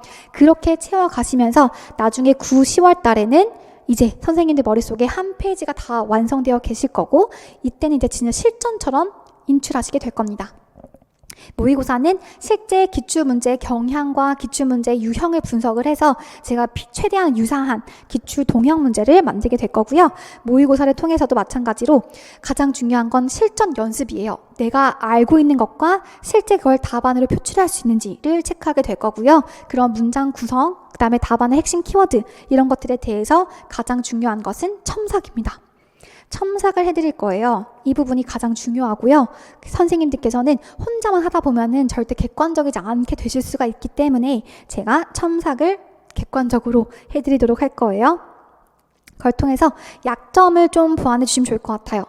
되게 많은 수험생들이 진짜 실수 때문에 떨어지는 경우가 많아요, 선생님. 제가 봤을 때 한 9월달, 10월달쯤 되면은 머릿속에 있는 것들은 거의 비슷하거든요. 공부를 조금 했다고 하는 수험생들은 기출문제는 다 들어가 있고 그다음에 구조화도 되어 있고요. 인출도 잘 돼요. 하지만 막상 시험장에 가서 실수를 한단 말이죠. 그러한 실수를 줄일 수 있도록 미리 모의 시험을 연습하게 되는 과정이 모의고사 시즌입니다. 그렇게 하고 나면은 이제 1차 시험을 보고 휴식을 취하실 수 있게 될 겁니다, 선생님들. 이렇게 가쁘게 달려오게 되는데 제가 봤을 때 가장 중요한 부분이 바로 상반기예요. 상반기 때 정말 그 벽돌의 밑에 집에 기반을 다지는 것처럼 잘 닦아두시면 이 7, 8월 달은 그냥 쭉쭉쭉쭉 달려가시게 되는 거거든요. 그런데 밑에 만약 기본 이론과 기출 분석이 잘 되어 있지 않으면 이때 너무너무 힘들어져요. 다시 여기도 다 채워 넣어야 되기 때문에. 그래서 우리 1, 3월부터 시작할 거잖아요. 1월 때부터 공부를 시작하실 거기 때문에 그때 가장 중요한 거, 나만의 자료를 만드시면서 이해 위주의 공부를 하시는 거 가장 중요할 것 같습니다. 여기까지가 시기별 학습 전략이고요. 네, 잠깐 내려가셔서 연간 커리큘럼도 마찬가지로 이루어져 있어요. 간단하게만 소개해 드릴게요. 해당하는 부분은 카페와 그다음에 방문각 홈페이지에 올라가 있으니까 확인해 주시면 좋을 것 같습니다. 자, 보시면 4, 6월을 기점으로 해서 한번 나누게 되죠, 선생님. 그래서 1, 3월 강의 기본 이론과 4, 6월 강의 기출 분석 이론 이렇게 되어 있고요. 충분히 시간을 썼어요. 12주, 12주 똑같이 배치를 해서 해당하는 각 장의 영역별 13개 영역마다 꼼꼼하게 정말 이해 중심의 구조화를 완성할 거고요. 이해 중심의 기출 분석을 통해서 또 구조화를 완성할 거예요. 선생님들의 서브노트를 완성시켜 드리겠습니다. 상반기 때 그걸 끝내두시면 나중에 하반기 때는 정말 그거를 좀 추가하고 붙이고 확장해 나가시는 방법으로 공부하셔야 해요. 그래서 기본 이론에서는 좀 특강을 많이 계획을 했는데 매주 해당하는 영역이 끝날 때마다 선생님들께 핵심, 주로 기출문제가 2번 또는 3번 이상 출제되었던 부분에 대해서 특강을 할 거예요. 그래서 해당하는 걸 실제 한번 써보는 연습을 할 수 있도록 해드릴 거고요. 그 부분에 대한 형성평가를 실시함으로써 정말 봐야 되는 핵심적인 부분을 일단 가져가도록 할 겁니다. 선생님들 서브에도 이 부분을 가장 중요하게 먼저 표시할 거예요. 두 번째는 점자 특강은 2월에 예정되어 있어요. 특히 우리가 시간표상 보시면 2월이 설날이 끼어 있어가서 그 주가 휴강이더라고요. 그래서 그 주 휴강하는 주에 저는 선생님들께 점자 특강을 인강으로 찍어서 제공해 드리도록 할 거예요. 그래서 선생님들께서 집에서 좀 쉬시면서 볼 수 있도록 제공해 드릴게요. 그 다음 3월, 특강 3번에서는 기본 이론 압축 특강이에요. 즉 저희가 아마 계획이 밀리지 않는 이상 3월 31일에 기본 이론 강의가 끝나게 되는데 끝나고 난 이후에 한 4일 정도의 시간을 들여서 해당하는 1, 3월부터 배웠던 모든 내용을 4일 만에 압축적으로 정리하려고 해요. 마찬가지로 이 시간에 선생님들의 서브노트를 꼼꼼하게 한번 정리하는 시간을 가질 거예요. 상반기가 너무너무 중요하기 때문에 정말 무한 반복이죠. 어쨌든 그 나만의 자료로 만드실 수 있도록 마지막 기본 이론 압축 특강을 통해서 정리하시는 것까지 할 거고요.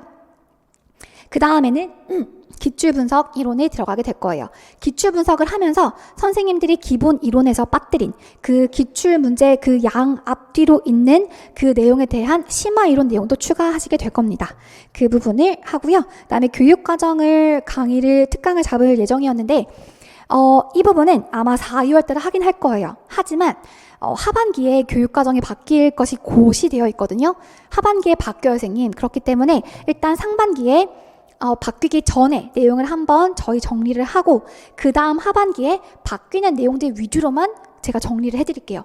그러면 선생님들께서 일단 이렇게 교육과정이 바뀌는 해는 2개 다 보셔야 되거든요.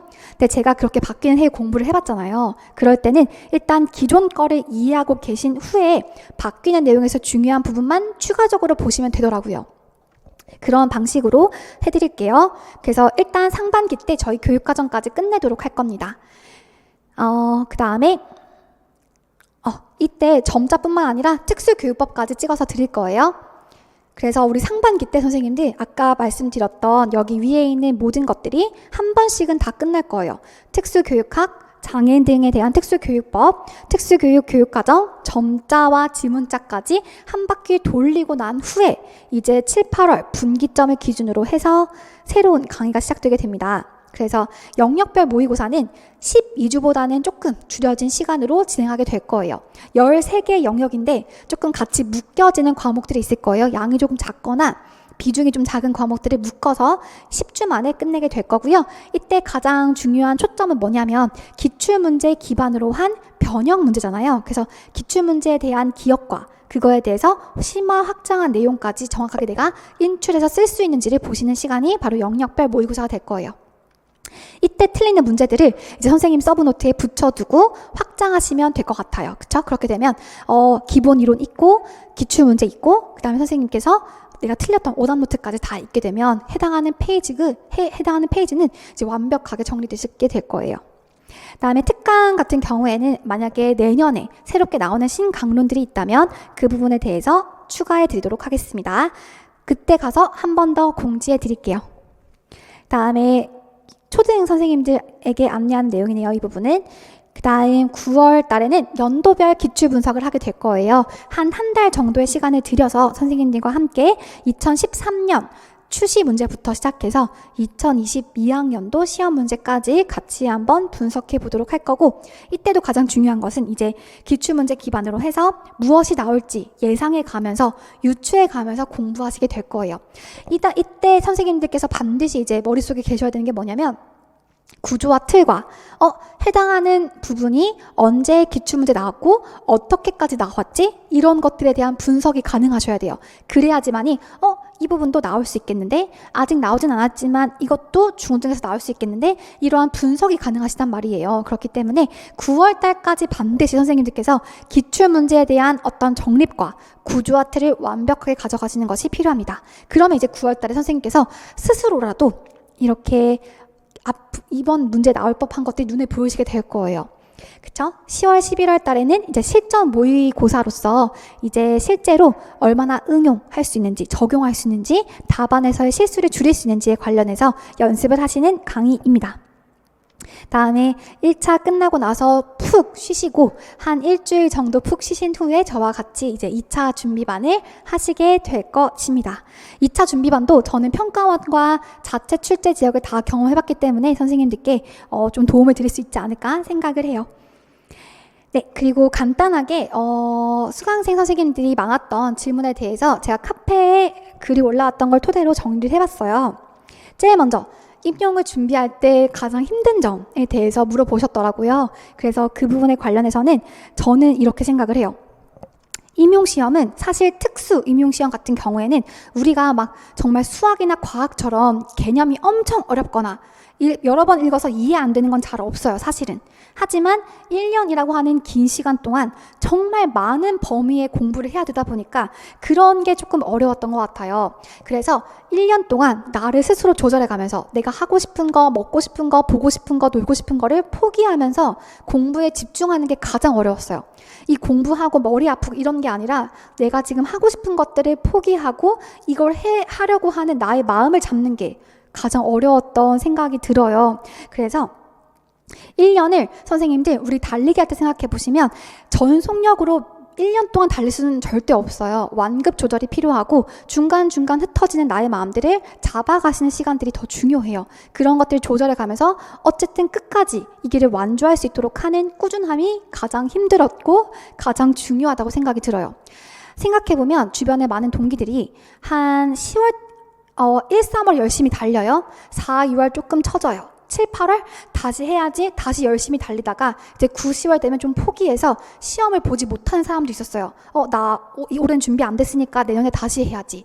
이렇게 완급 조절에 실패하면 선생님들 시험 때까지 아예 가지도 못하는 사람도 되게 많거든요. 그래서 중간중간에 완급 조절과 선생님들이 어쨌든 꾸준한 마음을 가지고 성실하게 1년 동안을 가지고 가시는 것이 가장 중요하다라고 생각이 듭니다. 1년에 단 한 번 있는 시험이기 그래요. 선생님들이 경험하신 이때까지 경험했던 수능은 또 다르죠. 수능은 암기의 시험은 아니잖아요. 수능은 그래도 암기하지 않아도 좀 적용과 응용의 시험 12년 동안 공부한 내용이 나온 거라면 임용이라고 하는 시험은 1년 동안 딱 공부할 그 엄청난 범위의 양이 나오는 시험이라서 좀 다른 느낌이었고, 또 제일 다른 건 대학교 때 중간고사, 기말고사랑 완전 달라요, 선생님.